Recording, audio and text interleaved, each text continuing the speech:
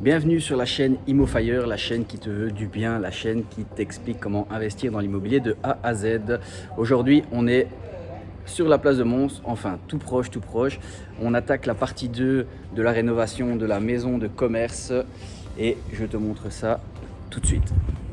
Allez, dans cette vidéo, je vais te montrer qu'est-ce qui a été fait en l'équivalent de 1 mois et demi, 2 mois de rénovation, sachant que j'ai beaucoup travaillé et donné beaucoup de mon temps dans cette rénovation.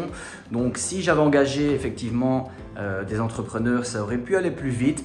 Mais ici, on n'est pas trop pressé. Les rénovations doivent être faites pour dans 2-3 mois. Donc on est plus ou moins dans les temps et on commence tout de suite. Alors, ce qu'on a fait par rapport à la vidéo 1, c'est cette séparation, cette cloison qui va bientôt être terminée jusqu'au bout pour scinder le commerce et le logement. Donc au rez-de-chaussée commercial, c'est là que ça a un peu moins bougé, mais c'est là que c'était le plus technique. Dans le fond ici, donc si tu te souviens, tu avais l'escalier qui donnait directement ici dans le rez, et là on l'a dévié avec un palier qui donne directement vers le couloir. On a fait toutes ces cloisons en OSB de 18 mm qu'on va isoler également pour le bruit par rapport au couloir du logement au-dessus et pour le rez commercial. On a également monté ce mur en parpaing pour solidifier la structure du bâtiment, parce qu'on a découvert lorsqu'on a enlevé le plafond que c'était pas forcément très bien fait. Et on a simplement refait un petit peu de maçonnerie ici. On a cassé la cloison des toilettes ici. Donc dans le futur, ce qu'on va faire, c'est qu'on va tout rechaper, on va enlever ça, on va mettre un WC suspendu. On aura une toute petite cuisine ici, et le local ici sera normalement loué à des bureaux ou à un petit magasin. Enfin, on verra un petit peu. On n'a pas encore mis en location le bien, parce que comme tu vois, c'est le bazar. Allez, on attaque tout de suite en haut.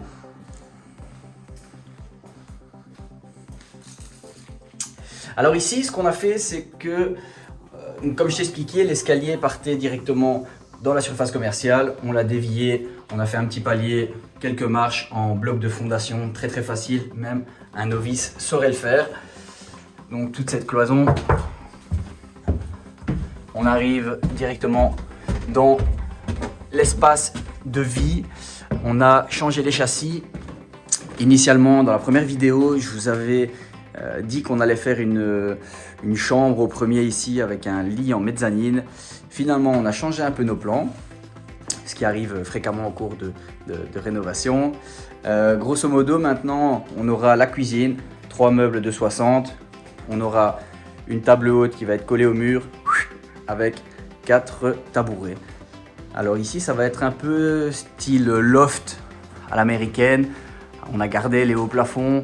On va faire quelque chose d'assez moderne, contemporain. Et voilà, tout simplement. Au niveau de la cuisine, c'est important. J'avais l'habitude de travailler avec Ikea. Et honnêtement, ici, on m'a conseillé d'aller chez Hubo. Et je vous dirai un petit peu la qualité des meubles. Mais apparemment, c'est très bien. Ça arrive en kit monté.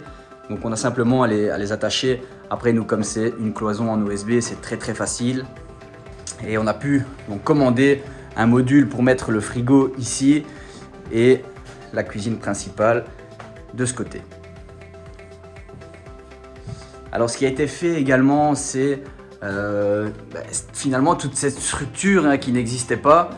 Pourquoi est-ce qu'on a travaillé comme ça? On a fait une mezzanine avec toute la technicité qui arrivera par-dessus. On aura le boiler, il y a tous les câbles qui passent, les canalisations, donc les évacuations ont été refaites d'en bas.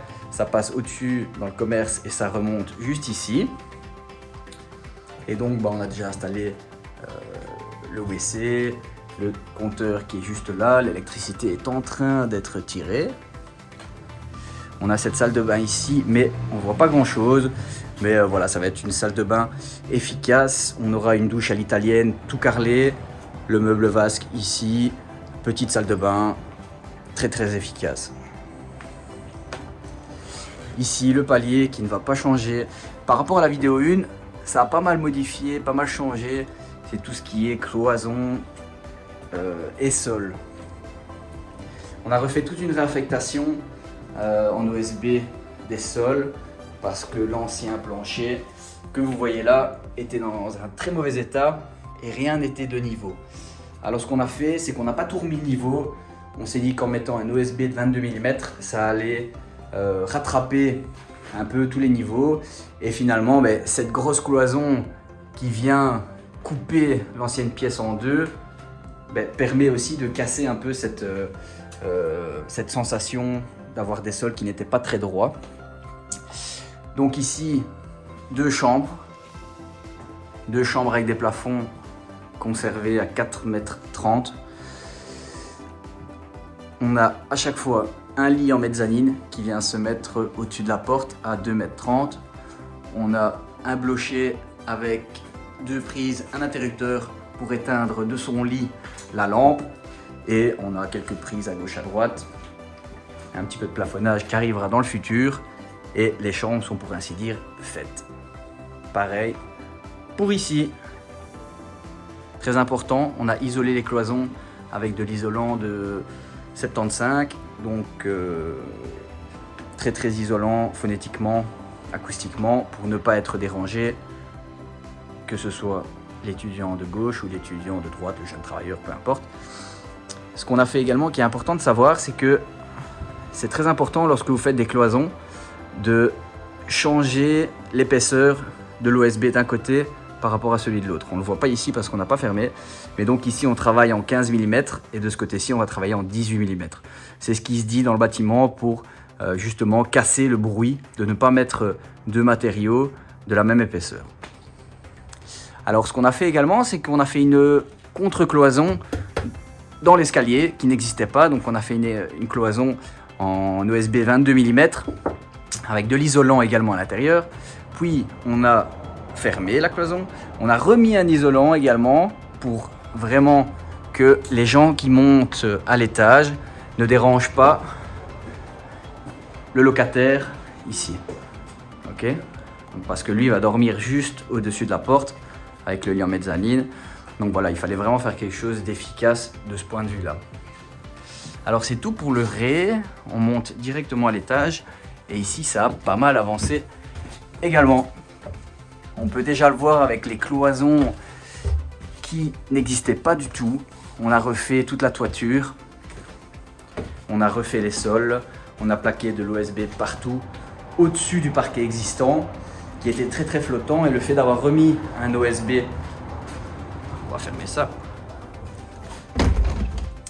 Le fait d'avoir remis un OSB par-dessus tout a permis de solidifier et de ne pas devoir enlever l'ancien et de l'évacuer.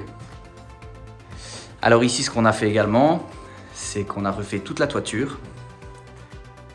Vous l'avez peut-être vu dans les stories, mais je vous remets quelques images. On a refait toute la toiture, on a isolé avec de la mousse, on a remis un Velux pour donner un max de luminosité dans l'escalier. Et donc on a la première chambre, également le Velux a été changé. On a une première chambre ici. On a descendu les plafonds à 2,60 m parce que ça servait à rien d'aller garder ici 3 m, 3,50 m de hauteur et c'était un travail monstre. Donc première chambre. Donc ici au grenier, on aura un WC qui viendra se mettre ici et un lavabo avec assez d'espace pour que les locataires du haut puissent se débarbouiller le matin si la douche est prise. Donc un certain confort. On n'a pas fait 2 salles de bain parce que c'était un peu compliqué d'un point de vue technicité et il n'y avait pas vraiment d'intérêt de le faire. Parfois dans les colocations, on dit qu'il faut absolument 2 salles de bain.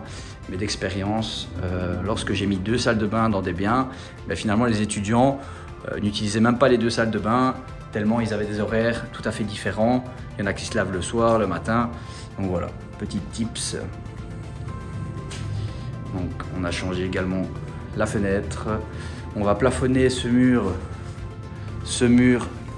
et normalement également toute la cage d'escalier. On voulait repeindre mais c'est toute une galère, donc je pense qu'on va prendre un entrepreneur pour faire finalement un petit peu avancer le chantier. Et qu'est-ce qu'il y a encore à dire par rapport à ce grenier?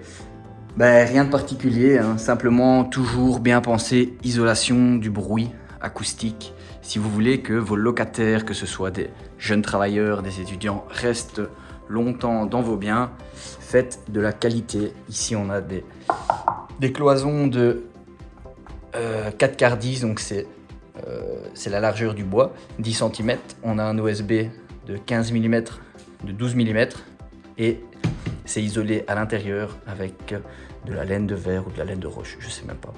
Mais c'est de l'isolant de cloison. Donc voilà, l'électricité a été tirée presque partout dans la maison. Et on va bientôt pouvoir attaquer finalement tout ce qui est enduisage des plafonds. Il y a eu un gros travail sur le plaquage des plafonds. Donc c'est une grosse technicité ici, on se rend peut-être pas bien compte, mais toutes les découpes,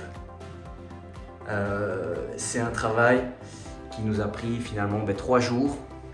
Mais on a fait venir un plafonneur hier, et pour votre information, ce genre de travail, donc du plaquage d'anciens greniers avec une charpente assez atypique, les prix varient, pour que vous sachiez, les prix varient entre 70 et 80 € pour plaquer des greniers tels que celui-ci. Donc à savoir qu'ici on a l'équivalent de plus ou moins 80 mètres carrés, donc 80 fois, imaginons 70 € du mètre carré, on est à 6 000 €. 6 000 €, nous ça nous a mis 3 jours à le faire et ça nous a coûté l'équivalent de peut-être 300 € de matériel. Donc voilà, il y a des choses qui méritent de faire, de prendre le temps de faire soi-même ou de se faire aider, de se faire accompagner. Et il y en a d'autres qui, honnêtement, peuvent être faites soi-même et plutôt le contraire, méritent d'être faites par un entrepreneur. Par exemple, ce plafonnage, ça va nous coûter l'équivalent de 18 € du mètre carré, mais on n'a pas la force de le faire, on n'a plus le temps et finalement, c'est pas vraiment un gros travail pour eux. Donc ici, ils peuvent vous remettre un forfait pour tous les petits endroits que vous avez vus, comme les chambres en bas, avec le plafonnage qui est à faire. Je pense qu'on va se faire aider là-dessus. Et voilà, c'est à peu près tout ce qu'il y a à savoir et tout ce qui a avancé dans le bien. Donc on voit encore ici, on a fait projeter de la mousse partout sur toute la charpente. Je vous montre ça, c'est assez incroyable comme technologie. Et pour information, les prix sont très intéressants quand on voit le prix actuellement des panneaux de stéréodure qu'on met dans les plafonds pour isoler des greniers. Niveau temps, l'entreprise elle est venue une journée et ça nous a fait gagner pas mal d'argent finalement si on avait voulu le faire nous-mêmes. Ici vous avez une superbe vue des toits de Mons et des toitures qui sont faites n'importe comment. Non, je veux pas jalouser les gens, mais on voit tout et n'importe quoi. Et je fais une petite dédicace à mon associé qui a un bien juste là-bas avec sa petite toiture vieillissante, mais qui tiendra encore 10 ans. Une très bonne rentabilité à lui. Et c'est tout pour cette rénovation et cette partie 2.